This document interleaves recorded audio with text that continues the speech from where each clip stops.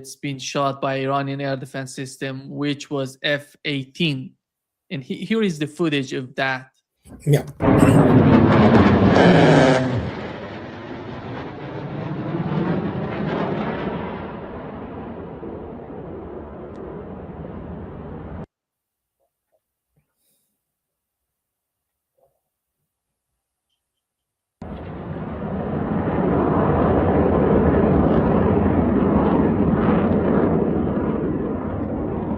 It seems Andrei later on in an ocean somewhere he just crashed. This fighter was crashed in the ocean. I don't know what happened, but what was happening, Andrei? This hit was done, as we've learned from the Iranian media, by one of these air defense systems that they keep on their shoulders. Yeah, it's man-pads. Yeah, most likely it's older versions of Strela. But I believe, and again, you have to understand, they do not really go often for the kinetic kill. They have the warhead. It's an the guidance itself is homing device is infrared, and you have the essentially the bag of the all kinds of the shrapnel, and that's basically, you know, it guides itself towards the most heated part of the aircraft, which of course is the nozzles, exhaust of the engines. So, and that's where you see those shrapnels, you know. So it might look from the away as if nothing happened, but reality is that it basically creates a lot of holes, let's put it this way, in the fuselage, and it can damage obviously critical systems. So F-18 is not the type of aircraft which can take you know, this punishment and still continue to operate. And of course A-10 Warthog, for example, it's slow, but it's very survivable. It can take a lot of punishment, let me tell you. So the same goes, for example, for Russian Su-25, which is called frog food in NATO. But obviously with the newer missiles, I think it was the older missile, the newer missiles, especially like Igla and obviously Verba. Verba is the newest one. It can take down pretty much anything. Okay, so I don't know what is going on in terms of the man-pads, but I am absolutely positive that Iran has very many of them, enough to sustain for years, maybe, you know. So, and we don't know what Russia and China provide, but today Mr. Pezeshkian, the president, expressed gratitude to Russia for standing behind Iran. So, and this is like, oh, okay. So who knows? But yeah, it's anybody who thinks that United States can operate close air support in Iran or near Iran, well, man-pads are there, and they will be taking down pretty much most of the aircraft which will try to do this. And so that's what we see. And this is not the first, that's not going to be the last. And especially if they decide that somehow they want to do the boots on the ground. Although after today's article in New York Times, I already posted it on my blog, that the U.S. Army fights now remotely, works remotely.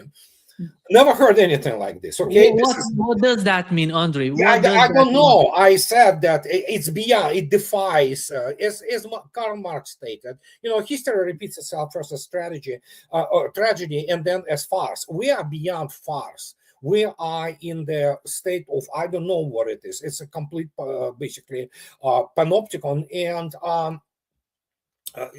working remotely, yeah, redeploying more cavalry battalion from the cellar or the basement of the UAE Hilton to the Kuwait Sheraton. You know, it's I don't know. I mean, there are some things which defy, I mean, any kind of the common sense, let alone military common sense, and let alone the professional military view on the war.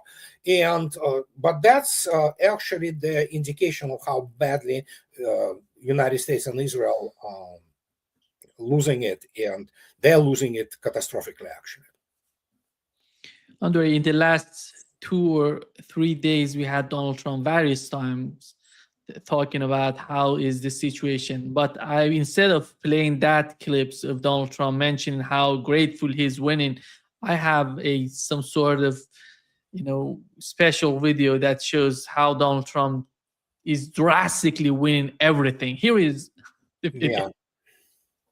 Yeah. We're going to win so much, you may even get tired of Yeah. winning. And you'll say, please, please, it's too much winning. We can't take it anymore. Mr. President, it's too much. And I'll say, no, it isn't. We have to keep winning. Yeah, he's literally saying the same thing right now when it comes to the war. Yeah, I mean, he is. I don't know what state of the mental state he is in. It's definitely not healthy. Definitely not healthy. And when you look, especially at his Minister of War, Secretary of War, Pete Hegseth, the guy is really. He needs to get serious treatment with all kinds of the serious pills, to probably get him in shape, because they sense, some do know, that it is catastrophe for the United States. And some people say it's Suez moment. Well, Suez moment is a kind of, doesn't even convey the scale of the historic, catastrophe, and which didn't start. Iran basically is reading their last rites for the, globalism as it existed before. And yeah, we can say already the most terrifying thing for Washington did happen is the end of the petrodollar. Period. It's over. Not like, oh yeah, it's over, it's coming. We knew it was coming, but this is like, that's it. Here it is. This is de facto, and now the jury, essentially, because everybody tries to buy oil for yuan, some buy oil for rubles in other national currencies. And yeah, the latest one I heard, it was Spain, which was allowed to go through Hormuz Strait. So obviously we knew Chinese and Russians were absolutely sailing, and they are huge supporters of Iran, as we all know. Now then suddenly India, whatever happened between India and Iran, and now Spain joined them. So Spain is a rich guy in Europe, they have oil and whatever. So, but yeah, it's a catastrophic situation for Trump, and the only thing he can do now is manipulate, and not even the real markets. He doesn't manipulate. They don't understand. Trump and those people in Washington, they don't understand what real economy is. They operated from the point of view of making money on the speculation on the Wall Street, those futures paper things, paper gold, paper oil, paper gas, what have you. It's useless. I mean, the reality of what I read today, that still the actual physical oil is being sold up to $170 per barrel. So, and yeah, he tried to manipulate it yesterday. He lies all the time. He needs to, his buddies from Wall Street made some money and, somehow keep a market, but he can't. Even today, it still went up, and it will continue to go up. And you cannot explain this to people there who grew up with thinking that Wall Street is a real economy and making money somehow is detached from the actual product. And so here we are, and Iran proved it, and that's it. People not going to be buying oil in dollars anymore. The biggest vassal of United States and Southeast Asia, who literally just basically lick American boots, Philippines. Philippines now talking to Russia, they need energy from Russia. So guess what? Well, Russians will say, okay, if you can pay in dollars, sure. I mean, but rubles are yuans. We take yuans. That's fine. Rubles, fine. The whole world, the Trump's world, is collapsing on him, and he is definitely not in a healthy mental state. Andrei, the whole, the agenda on the part of the Trump administration when they started this war was basically air power and marine. Going in the air power, so far from what we've seen, various fighter jets were shot and were hit by Iranian air defense system, which is costly for the United States. Yeah. And marine is just far away from the Iranian coast. Gerald Ford is just not working anymore. Abraham Lincoln is far away from the Iranian coast. And how do you see this situation with these two fronts, with these two tools in the hand of the American army against Iran? I wrote 4 books about it. That United States doesn't know what real war is.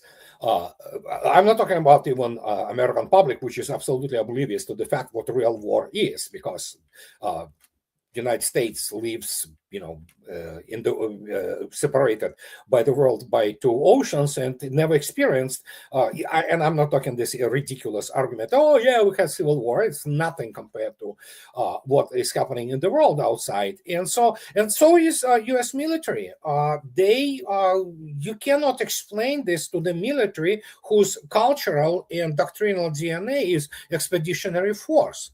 They don't understand real ground operations, combined arms operations of a massive scale against capable enemy. United States didn't fight the capable enemy since Vietnam. I mean, beating the semi-literate, retarded Saddam's army, utterly corrupted, or mighty air forces of Taliban together with mighty Taliban air defense.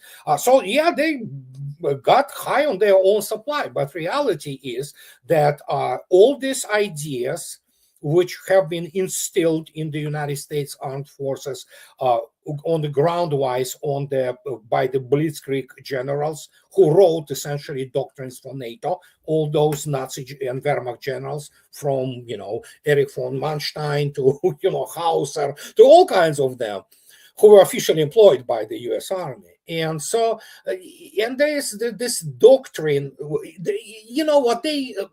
every 5 or so years, United States Navy, which is glorious Navy with an incredible history, the obviously demonstration of the courage and professionalism. So United States has no reason not to be proud, of its great Navy. But the problem is, again, life changed so much. And those doctrines were either all kinds of the modification of this blitzkrieg and air power, and the experience which they got in the European theater of war, and even in Vietnam, about air power, which is really not real experience in the sense that it doesn't reflect the fight with the nation which is capable, which is large and is ready to fight back. And it's, air land battle, air sea battle, and then of course from the sea concepts, it's all these amphibious operations. It is all good for third world, pardon my French, crap holes, which has the population and armed forces which cannot shoot back straight. Iran is not the third world, actually. So that's what many people do not understand. It has its massive industrial capacity, and it has the military-industrial complex. It has the fairly competent, basically military. And apart from the fact that if you take a look, obviously now at all majority of the Iranian leadership, and I'm not talking about IRG, I'm talking about even just regular people. They are, many of them, combat veterans. They went through the obviously Iran-Iraq war, and Iraq was supported by whole world, from Soviet Union to United States and Europe. So, and Iran still endured. So what can I say? I mean, these are people of a completely different intellectual level, different spiritual view of the war. So you look at this, clowns like Kellogg or whatever, those American generals who lost every war they participated in, they don't learn. They don't understand actually what is going on. They don't have evidently this, what is called moral, spiritual, and, intellectual organ. There's a toolkit, as you correctly stated, which allows them to see through, because obviously the United States Army has a brave and courageous and competent people, but anybody will tell you, and you can ask Danny Davis, you can ask Doug McGregor, that essentially once you get to the level of colonel and to the generalship, the only thing you need to know is how to be political, how to, kiss ass And that's what you do. You are not progressing as the military professional combat leader because nobody needs it. In Washington, D.C., they know nobody wants to attack them, really. Okay. So it is the relaxed atmosphere in very many respects. And as a result, whatever the competences United States had in terms of the military technology, doctrine, especially fighting doctrines, it's all obsolete. And again, I wrote 9 years ago the first book, which is called Losing Military Supremacy, where I already stated that 9 years ago. I said it's all fake, basically. It was grossly overestimated, grossly overrepresented. You have Hollywood. You have essentially Hollywood, which is the propaganda machine for the U.S. military. But reality is a table of equipment, organization and equipment, TOE, of the U.S. Armed Forces is simply not designed to fight real war.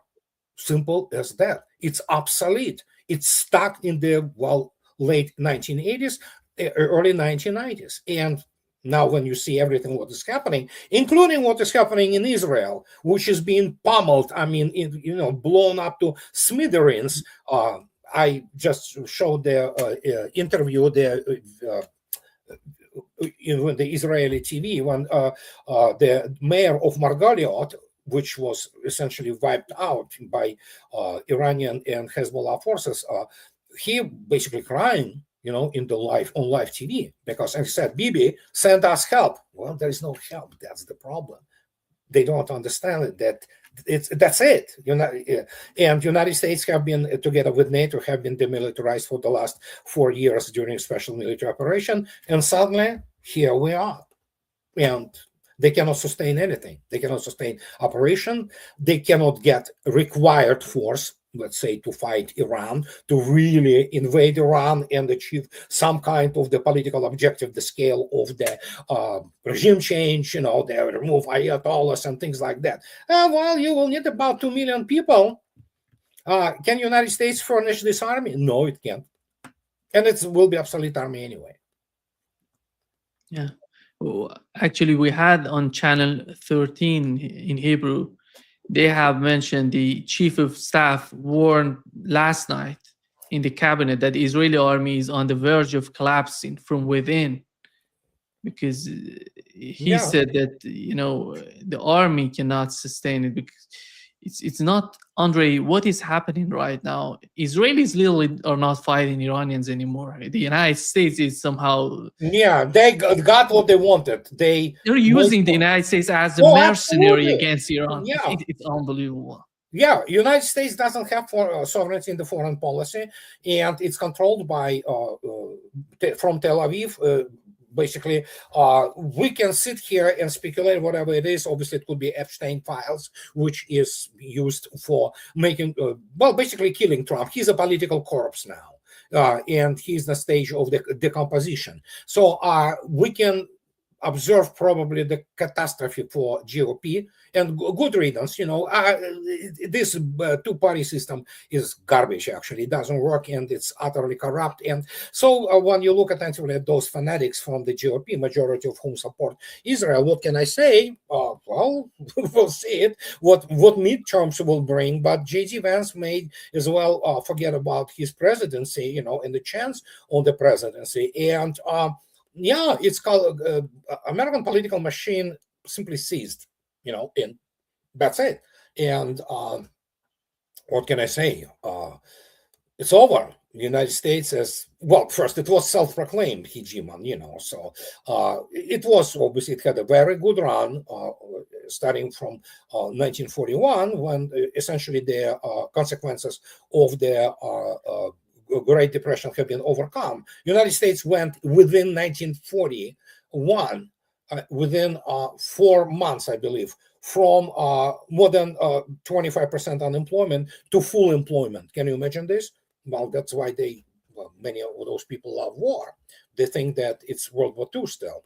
It's not. It's 2026, and things change dramatically, especially technologically. And now when they get pummeled by this, it just, Again, I read today this New York Times piece. It's like, so U.S. Army now ground forces working remotely.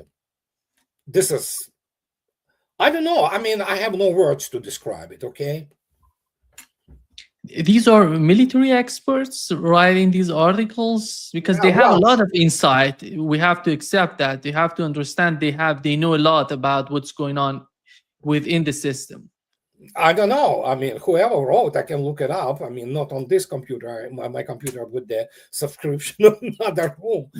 So yeah, I can take a look who wrote these pieces. But yeah, it's you can go and take a look actually at. Let me. Yeah. It defies belief, and yeah, it just leaves you speechless. And but yeah, Trump is winning tremendously. Yeah, I'll. Andrei, Axios reported that Pentagon is preparing for massive final blow of Iran war. They're talking about, the ground forces together with large scale bombing campaign. And we know that the United States so far tried with the air fighter jets, with the Marine all together. Right now, putting 12,000, let's talk about 20,000 soldiers, in the Persian Gulf. How is that going to help the United States? No, it's not going to help the United States. It's going to kill very many American military personnel, and very many. Again, if you read any Army doctrinal publication of the United States, field manuals, especially operations, FM 3-0, everything in there is about, overwhelm the enemy, bring on our long-range fires. Now you have to explain to those people that long-range fires, as it's written and it was basically presented, doesn't work like this anymore, because your enemy also has long-range fires, and very often they are much longer, and United States doesn't have real viable air defense, period. Simple as that. What do they have? I mean, you look attentively at what is Shorad. Oh, you get Striker or get Humvee, stick on it for Stingers. Oh yeah, we have short. It's not going to work against anything, okay? So, and it might work against some helicopter maybe, and so, but drones are producing very small infrared signature, and so, and same goes. And then what do you have? Oh, the next thing is NASAMS. What is NASAMS? And it's basically Frankenstein of air defense. You take the AIM-120 MRAM, which is used basically, it's the air-to-air missile. You made out of it a Frankenstein, stick it on some platform, get some sensors to this platform, and declare it a viable, air defense complex. It's not. I mean, it fails most of the time. And again, it's just one of them. Patriot is not. We cannot even talk seriously. But we know that now United States demands from Ukraine to return the balance of whatever is left there of Patriots. That tells you everything you need to know. And how they're going to defend their assembly areas, how they're going to defend their strong points, what are they thinking that they can build into their battalion or company columns and attack in the terrain of Iran? I mean, really, I have a bridge to sell to those people. So they don't know what they're going to do. They don't have experience. They don't understand how you can command force, which requires assembly, as I already stated. It's between probably at least 1.5 and 2 million people to get into such country as Iran and achieve some kind of the political objectives there. What will be the casualties? They will be horrendous. Vietnam will look like the stroll in the park compared to this. And somebody finally stated that, oh yeah, all those things may look as Gallipoli rather than. And Gallipoli, let me tell you, within 10 months, 56,000 KIAs, there were 180,000 wounded for Entente forces, almost 8,000 have been taken prisoners by Turks. So if they want this result, I don't know what's going to happen in the United States. Do they want to reconstitute the draft? There will be revolution in this country, okay? So, and that's the whole thing. There are no good options. Trump, he never understood that Russians were giving him for about half a year some off-ramps in Ukraine. He didn't understand. He didn't take it. He failed miserably there. Now he is in the position that, what are you gonna do? He being, and we know who he is. We know who controls him. Israel controls him. They need escalation. Escalation with what? The first question is, with what? Does the United States have the required force? Which any normal person with any, military professional with operational mind will say, we don't. We have not enough. So you need to mobilize the country. Good luck doing this, And so what do? Do they want to commit war crime against own troops, to put the guys into the Kashim Island or Hark, and think that they can, hold on to some piece of land? They will be dying every day in large numbers. And what are you going to do? I don't know, but it's Trump administration. It's not Trump, it's Netanyahu administration, essentially. And as I already stated, I state many times, I will repeat it again, United States doesn't have US Congress. It has Knesset 2.0, period. So, and it is basically, written already, well, it's not on the sand, it's written on the wall now. We can see some writings on the wall.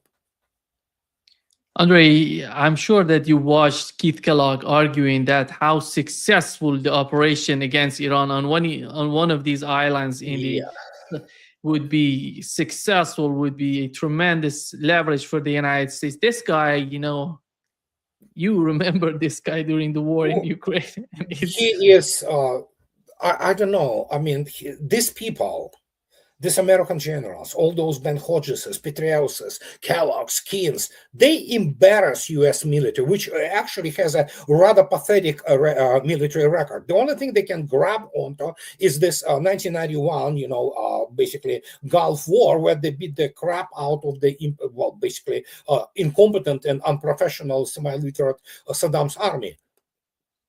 That's it. Everything else has been lost. They don't know how to fight real war, and they cannot execute the real war. And so the only thing they talk about is this stupid thing in Iraq. And guess what? They cannot even defend now the Green Zone. And, Iraqi Shiite forces evidently can do it at will. They're launching drones and, blow out all those radar and air defense systems. So it's... Are they real? No, they don't know anything. I mean, they've been in Vietnam. Kellogg was in Vietnam. Okay, so how did it work out? Ask him. So you have this parade of those American generals. They really high on their own supply. They don't understand what is going on. They are completely stuck in whatever the situation they have in their lives. And some probably are affected by dementia or what have you. So, and they need to lie, and they lie. They lied about Ukraine for 4 years until they couldn't anymore. Now we have this situation. But again, there is a wonderful Tim Buchan's book, which came out in 2018. It's called The Cost of Loyalty. And he himself is a part of the faculty in the United States Military Academy at West Point. What he writes there it's horrendous. They're literally, I don't know what kind of officer corps now United States has. Here is, Andrei, what General Jim Mattis, the former U.S. Secretary of Defense and CENTCOM commander, said. What we're seeing is a situation where targetry never makes up for a lack of strategy. And by that I mean 15,000 targets have been hit. There have been significant military successes, but they are not matched by strategic outcomes. Now, some of the strategic outcomes early on, unconditional surrender, regime change, we're going to dictate who the next supreme leader is. Those were clearly nonsense. Those were delusional.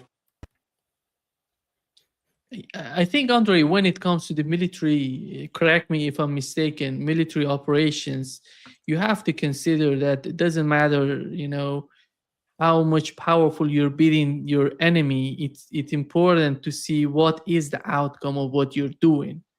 Well, I mean, if Jim Mattis doesn't know that wars are won on the operational and strategic levels, not blowing the targets, that's what he tries to convey. At least it makes sense. Make no mistake. I do not denounce what he says. But first, I don't think there were 15,000 targets hit to start with. But then again, Pentagon always operates on the imaginary numbers, and they operate their models are working on the garbage in, garbage out. So that's why they cannot win the war, any war. And so what he says, it's basically trivial, it's understandable, and the question is, again, American generals love to talk about strategy.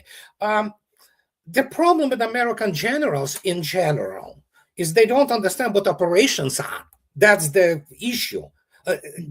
Mattis doesn't know what real combined arms operations are. They don't understand it. What they saw in a special military operation in Ukraine, for them, was a cultural shock.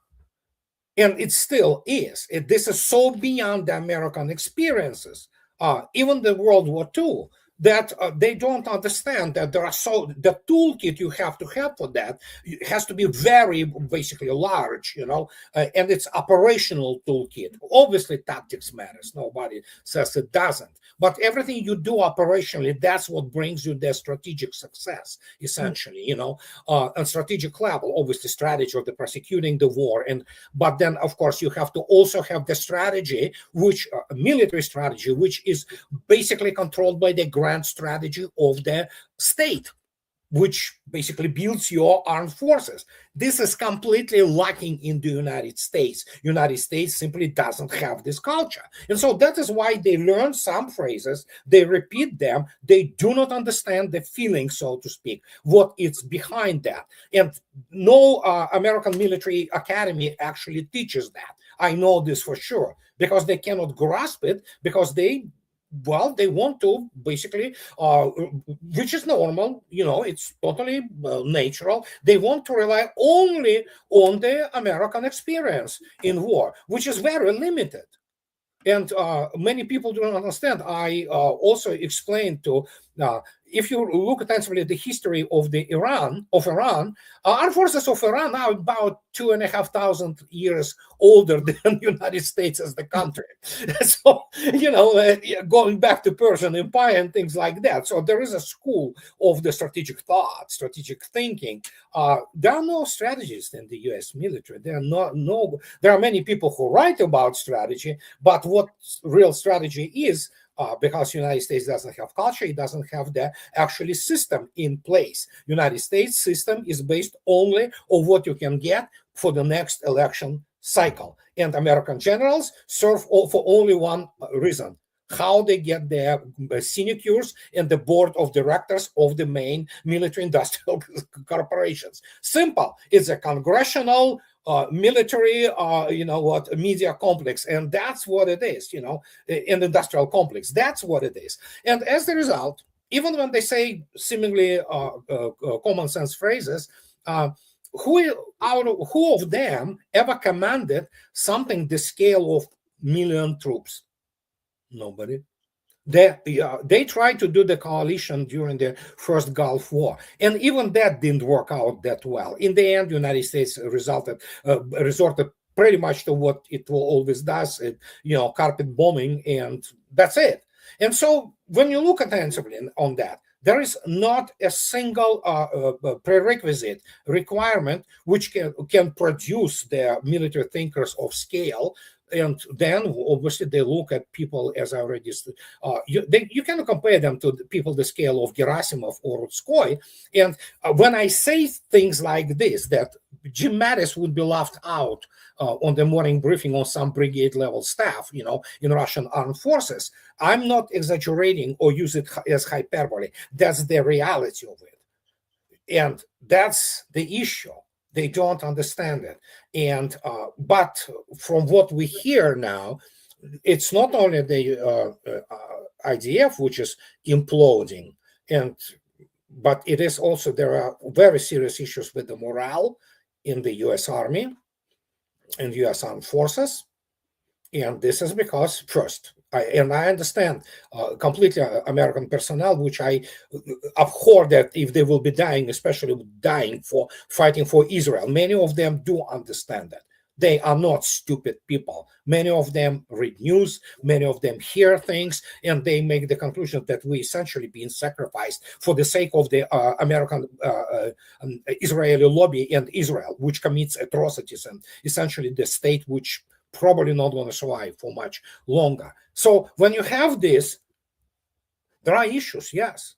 So, and it's combination of the military incompetence, and if we have the indication, you can listen to Colonel Kwiatkowski. She's wonderful. I mean, she's a courageous woman, and Judge Napolitana. She also speaks about something which many people still didn't consider, but I write about it for the last actually 10 years. Many people, when it's all said and done, when Europe is completely sunk, which is happening as we speak, and the United States is essentially relegated in the best case scenario to the for the United States to the Western Hemisphere, there will be many people who will be actually charged in absentia for war crimes. And I can tell you one thing, not only American servicemen, obviously, and American generals who were ordering things, and obviously politicians, but media personalities too. So, and that is coming. And so there are all those things which are happening. Many people in the United States, they still cannot grasp the gravity of the situation, because they are obviously essentially, being frozen, by the media, legacy media. But people who are trying to find out, and it's pretty much in the open, they can see the catastrophic military defeat of the United States already. I think it's obvious, Andrei, right now, whoever follows the Iranian media understands that Donald Trump is somehow begging for some sort of, talks, negotiations. Yeah. What is the problem? Is that related to the ammunition they have? Is that related to the Israeli air defense system, to the morale of American forces? What is the issue that everything you just listed? It's never one reason. United States doesn't have resources to fight.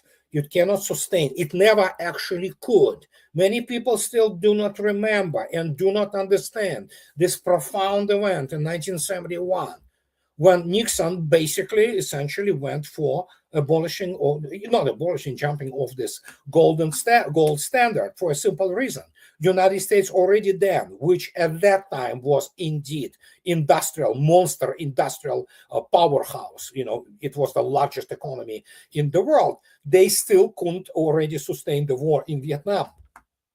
Once that war started to expand, suddenly you have the issue. You need to go into some different mode, and Nixon jumped gold standard.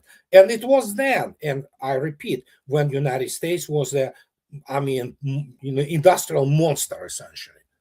Today, United States, if it adjusted for time and comparison, it's a pathetic fraction of what it was then. And so it cannot sustain.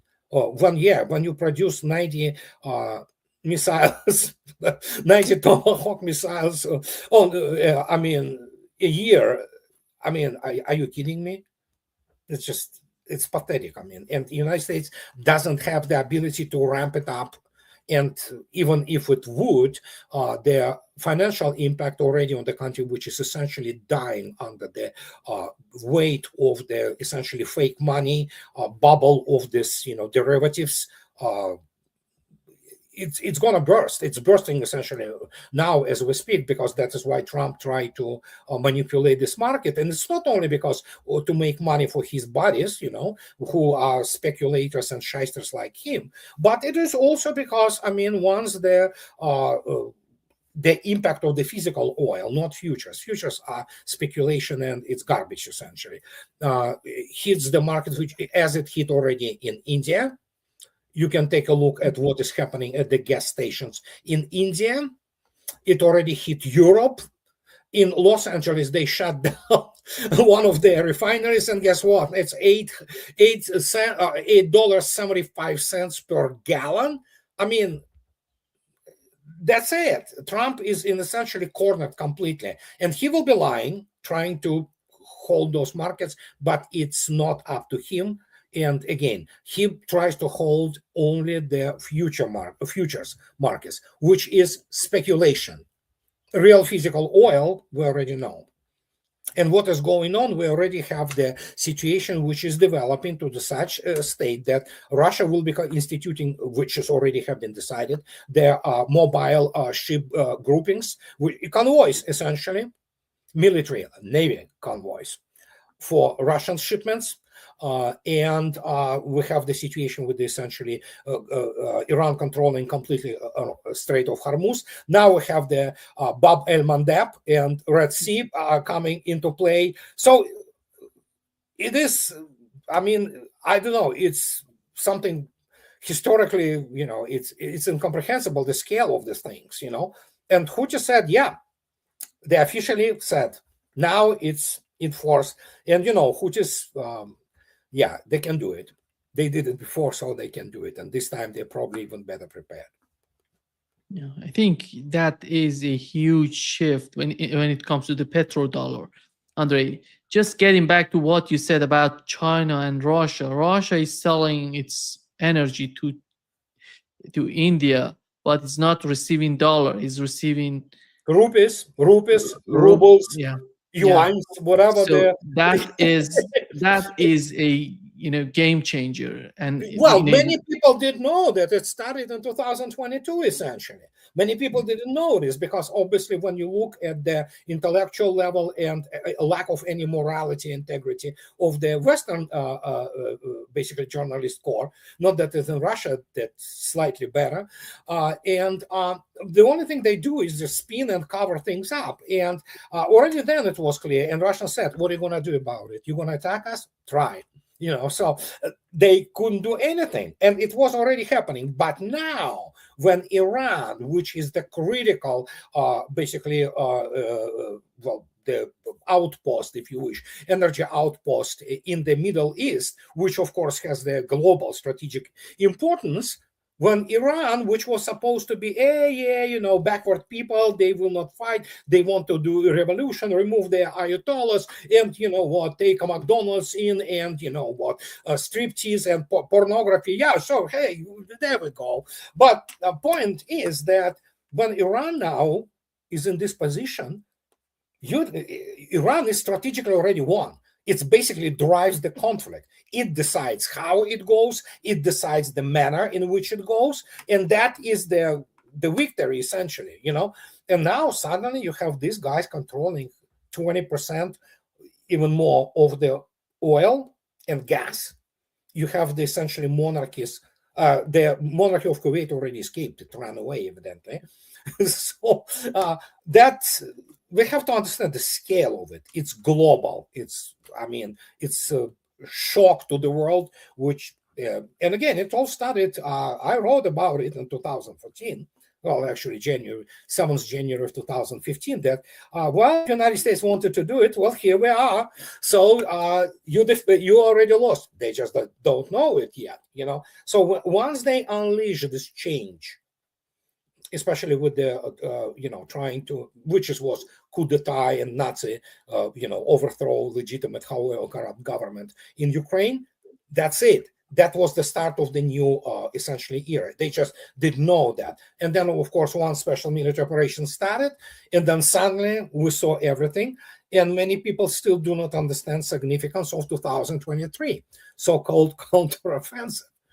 This is when America was exposed as the paper tiger.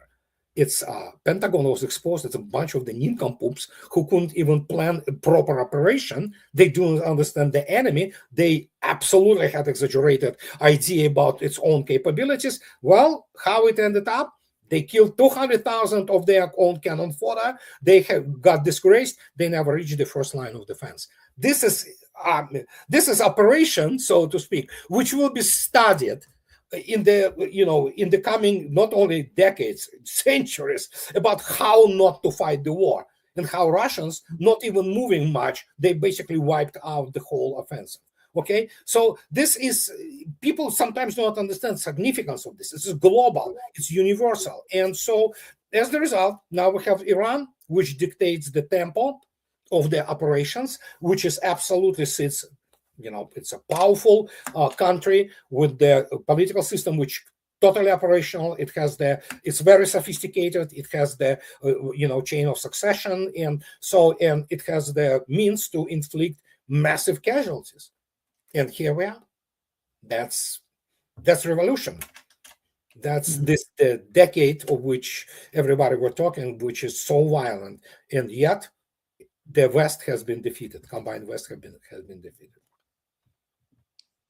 It's somehow diminishing the picture of the Arab states in a long run, because they're just getting nowhere with their policies. And BRICS, it doesn't matter right now if Saudi Arabia wants to join BRICS, it doesn't want, nobody cares. as BRICS has everything, I think. As it exists today, and it has the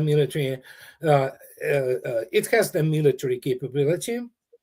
And actually, there is now India not only begs for the additional S-400s, it begs also for Panzer, and we know that Iran has been also rearmed by Russia and China. So that is Mr. Pezeshkian. Russia obviously helps with the humanitarian. China helps with the humanitarian sense. But we can see now this emergence of this monster, economic and military political monster of the Eurasia, and the decline and complete decomposition of the, again, it was tragedy. Now it repeats itself as farce, essentially. And there are many indications out there. And how to say it, it's massive. I never observed anything like this in my life, and I went through the collapse of the Soviet Union. This is completely different order. For Arabs, what can I say? Corrupt, backward countries primarily, and they will remain so. They try to put the glitzy, facade in Dubai. Not going to be like this anymore, Andrei, amazing that somehow it feels that these Arab states, they're still thinking that they're playing some sort of game between, if they join, Andrei, because right now it's so serious. Because we've heard it from the Speaker of the Parliament in Iran, they have information. If the United States does something in terms of capturing or invading one of these islands, one of these Arab states is cooperating with them. They're particularly talking about UAE. He didn't mention that, but in my opinion, it is UAE. And they're going to just make a desert. It's Iran going to wipe out it has capability. And Saudi gets it. UAE will cease to essentially exist that existed before. There is a really good proverb, and this was actually stated by one of the sheikhs. It was something like 30 years ago. He said, "My grandfather was riding camel. Great-grandfather. My grandfather was riding camel. My dad was riding Rolls-Royce. I'm also riding in Rolls-Royce. My son will ride in Rolls-Royce, but my grandchildren will be riding camels again." So this is pretty much what explanation. It has nothing to do. They tried to obviously incorporate some kind of the alternative things, alternative to energy, to oil and gas. They tried to do something like, even the fact that Dubai chocolate is like, since when Dubai, which was a village 30 years ago, had any chocolate culture? Unlike it is the 600 years of the Belgians, doing this, or Swiss chocolate. What the hell is this? They sell this garbage or glitzy thing, Dubai style chocolate. What is Dubai style chocolate? What they put sand from the from the desert there. We can see it was always fake. The Dubai was itself is nothing more than the bunch of the plastic skyscrapers and its shopping mall. That's it.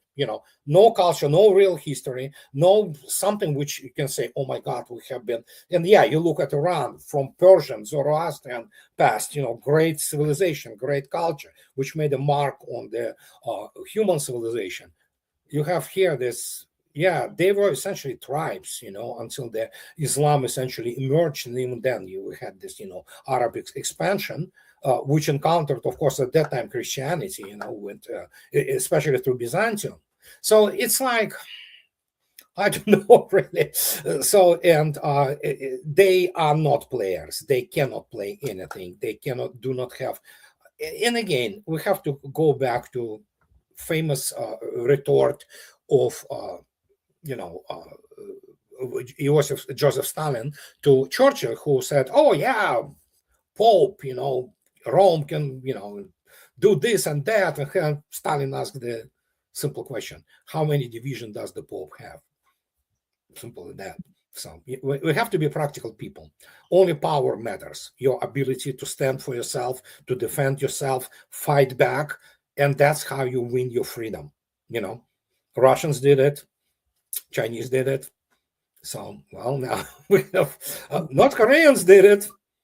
For what do you know? And so Iran is doing this now, and that's changing the world. Andrei, Donald Trump said something so important, in my opinion, today, which when he was asked if he's going to protect these Gulf countries, Persian Gulf countries, here is what he said. There's some reports that Gulf allies are concerned about winding down the war too soon and potentially leaving Iran. Well, they'd probably like us to stay, but the concern if we don't stay, look, it's a beautiful thing about airplanes that go 2,000 miles an hour is you can get back there very quickly. If we don't stay, we're going to be protecting them. We know, they've been very good. Hey, Qatar, Saudi Arabia, in particular. Andrei, he literally said, we will protect the Gulf countries even if we don't stay. This is huge. Remotely, that's what New York remotely. Because we have these fighters. He literally said we have these fighters. It's ridiculous. The guy, well, you can listen to his speech also yesterday, I believe. He said that even Iran, even if I would be offered the be supreme leader of Iran, I don't want to take this job. It's like, the dude, he exists in the alternative universe, okay? The eviction notice have been served, and you cannot protect anything if you are not there or near. And Arabs, they're probably going to be going back to where they were, and so, they still have the energy and oil, but now when 5 points of the Iranian essentially ultimatum has been issued, what is the 5th point? We own the Hormuz Strait, which they do because the fairway goes through the territorial waters essentially of Iran, and that's it. You're going to pay us, period. And so that's how you do it. Anybody, Oman has issues with that. UAE has issues with that. You're going to get, visits from our ballistic missiles, So simple as that. Power decides everything. Another matter that it's all about what is the nature of the power, which sets the new balance of power, global balance of power. And again, as I already stated, if you look at actually the last 10 years, it's shocking in a sense, and it's the dynamics. And in historical sense, it's instant. It's just like instant, a second, and the whole world is reset. I think we're living a very interesting time, Andrei. Oh, good Lord. It's just unbelievable what's going on. This will be volumes written about that, how the power shifted, how, I'm trying to write my 5th one, but I'm still overwhelmed with because I need to process so much. So, but we live at the complete remaking of the world order, and it's not how Huntington predicted it. It's a completely different thing. Yeah. Andrei, before wrapping up, do you think so far what we've seen from the Arab states, you see some sort of division? Qatar together with Oman is just getting, because it's been more than a week that Iran didn't hit Qatar, because behind the scenes Yeah. seems they're talking with Iranians. We're not going to do anything against you. Please don't hit us. Yeah. And how is that going? We know that, Andrei, you've mentioned the green zone in Iraq. Since 2003, the United States, together with some NATO countries, were in Iraq, controlling Iraq, but those days are over. And right now, Iraq is going to be a new sort of source, because before they were talking about Hezbollah, Iran, Houthis, or Ansarullah. But right now, we've seen something different shaping in Iraq, which could go to Kuwait as well. And we know the situation in Bahrain. Yeah, there is a Shiite. Even in Qatar, there is a Shiite, actually majority. And there are all kinds of interesting things happening there in terms of the classic Shiite Sunni division. And it has to be understood what happened to Iran on the Arab Street. Arab Street matters because now Arab Street looks on Iran with admiration. They look at suddenly everything they knew. I mean, they look at the Shiites. Can you imagine? This is like, these guys are not only just fighting back like crazy, they are defeating what for Arab Street is the ultimate evil, which is Israel, and the second evil, which is the United States. And Iran just beating the bejesus out of them, So, and this creates a completely new dynamics, So, and even during the 12-day war, it was already clear. But now, when Iran is actually in the driving seat, can you imagine the reaction of the Arab Street? And they are Sunnis, okay? Then there is a lot of rethinking there in terms of whatever their stories, whatever their, but we know for sure. And it's very easy to understand that for the most part, Arab Street applauds and is inspired by the Iranian resistance, and they look on with admiration on what is going on there. And so it's huge. I mean, huge. Well, we're looking at the hundreds of millions of people, if not billions, on the historical move, and this move is massive. As Roger Waters, when we were speaking on last Friday at Randy Kredico's podcast, Roger Waters, Larry, Mr. Dmitry Polyansky, and me, he said, the song, "The Tide is Turning." There you go. Andrei, what does Zelensky want in Saudi Arabia? Today he went to Saudi Arabia. What do they have to offer to him?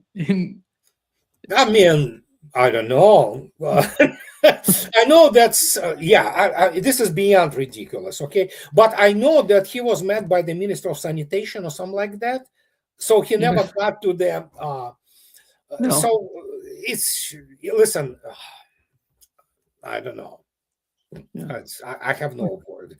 And to talk to Minister of the Public Sanitation, whatever he was talking about, it's ridiculous. Yeah. Thank you so much, Andrei, for being with us today. As always, great pleasure. Okay. Bye. See you soon. Bye-bye.